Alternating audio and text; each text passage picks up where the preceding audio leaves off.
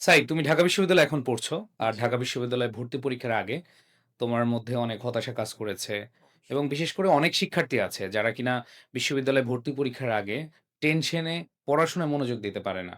কি পড়বে না পড়বে বুঝে উঠতে পারে না। তুমি এর আগে বললে যে তুমি ঢাকা বিশ্ববিদ্যালয়ে ভর্তি পরীক্ষার আগে আমাদের ম্যারাথন ক্লাস করার সুযোগ পেয়েছিলে।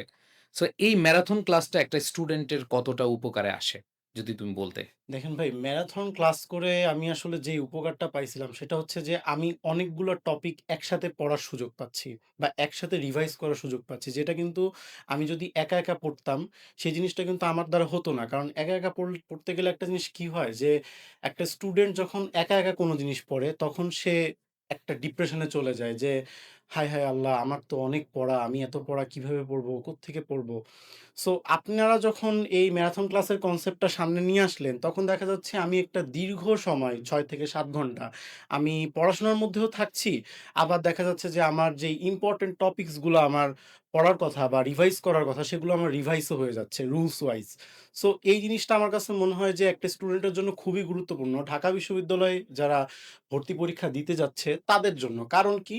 তারা যখন ওই পরীক্ষার হলে যেয়ে ওই কোয়েশ্চেন গুলো দেখবে, যখন দেখবে যে এই রুলস এর ক্লাসটা ঠিক আছে, সাবজেক্ট ভার্ব এগ্রিমেন্ট, হ্যাঁ, মহসিন ভাই তো করাইছে। ঠিক আছে? বা হচ্ছে যে ঠিক আছে, সোনারতরী থেকে কিছু একটা আসছে, হ্যাঁ, ওই তো স্বর্ণ ভাই তো করাইছিল।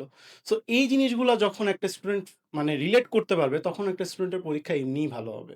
আচ্ছা ভাইয়া, আমাদের সময় তো আপনারা ম্যারাথন ক্লাসের অ্যারেঞ্জমেন্ট করেছিলেন। তো এবারও কি আপনারা সেরকম কিছু চিন্তাভাবনা করছেন? হ্যাঁ, আমরা আসলে তোমাদের সময়, তোমাদের আগের বছর প্লাস হচ্ছে এর পরের বছর এবং এই বছর যারা বিশ্ববিদ্যালয়ে ভর্তি পরীক্ষা দিবে, তাদের জন্য ম্যারাথন ক্লাসের আয়োজন করছি।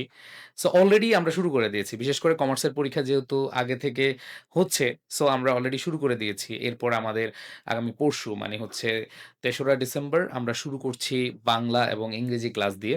আমাদের ইংরেজি ক্লাসটা শুরু হবে সকাল ১০টা থেকে একবারে সন্ধ্যা পর্যন্ত।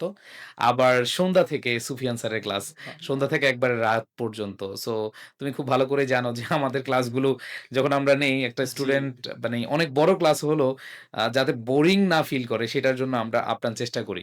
সো আমরা ৩ তারিখে এই ২ টো ক্লাস নিবো। এরপরে ৪ তারিখে আবার ঠিক একইভাবে আমরা হচ্ছে বাংলা এবং ইংরেজি ক্লাস নিবো। সো ৩ এবং ৪ এই ২ টা দিন বাংলা এবং ইংরেজির উপরে একবারে টোটাল ম্যারাথন দৌড়ের মতো একটা ক্লাস হবে। যেখানে প্রত্যেকটা টপিক একটা স্টুডেন্ট প্র্যাকটিস করতে পারবে। গুরুত্বপূর্ণ জিনিসগুলো সেখান থেকে তারা বের করে আনতে পারবে এবং তারা দিন শেষে পরীক্ষার হলে তুমি যেটা বললে যে, পরীক্ষার হলে অনেক সহজ মনে হয় যে, হ্যাঁ, কমন পড়ে গেছে, দেখে। সরাসরি কমন না পড়লেও দেখা যাচ্ছে যে, রুলটা কমন পড়ে গেল।